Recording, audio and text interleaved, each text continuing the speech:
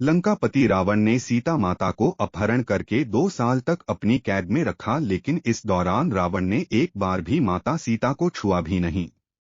क्या कारण था कि रावण ने सीता माता को हाथ भी नहीं लगाया?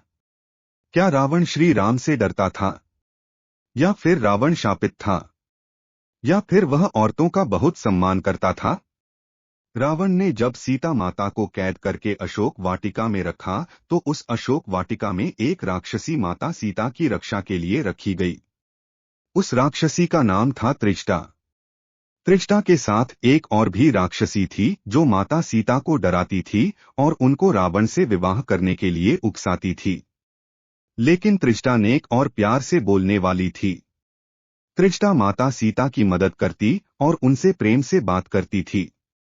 त्रिजटा ने माता सीता को अविंध्य नामक राक्षस का संदेश दिया और ये बताया कि प्रभु श्री राम अपने भाई लक्ष्मण के साथ माता सीता को छुड़वाने की कोशिश कर रहे हैं, जिसके लिए उन्होंने शक्तिशाली वनराज सुग्रीव के साथ मित्रता की है। इन सभी बातों के साथ त्रिजटा राक्षसी ने सीता को एक राज की बात भी बताई और ये बताया कि रावण माता सीता का कुछ भी नहीं बिगाड़ सकता, सीता रावण से डरना छोड़ दें। रावण कभी भी माता सीता को छू भी नहीं सकता। इस पूरी बात को समझाते हुए राक्षसी त्रिजटा ने एक कथा सीता माता को सुनाई। रंभा स्वर्ग की अप्सरा थी जो तमाम नृत्यों और कई कलाओं में पारंगत थीं। रावण और कुबेर भाई थे। कुबेर के पुत्र का नाम था नलकुबेर। रंभा नलकुबेर की प्रेमिका और इस रिश्ते से वह रावण की बहू लगती थी।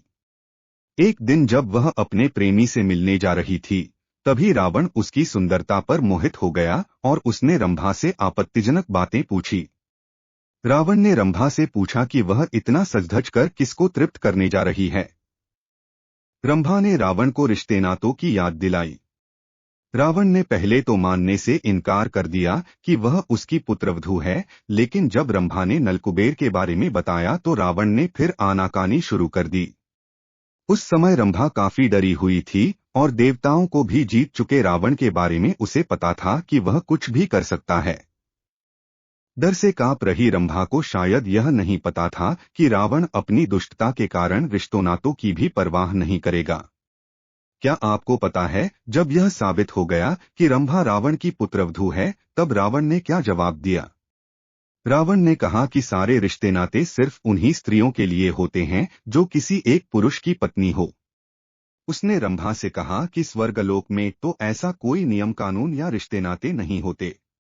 उसके बाद रावण ने रंभा के जांघों और वक्षस्थल को लेकर आपत्तिजनक टिप्पणी की। साथ ही उसने घमंड से चूर होकर अपनी वीरता का बखान किया और यहाँ तक कहा कि अश्विनी कुमार सहित दुनिया का कोई भी पुरुष उससे बेहतर नहीं है। उसके बाद रावण ने रंभा का बलात्कार किया।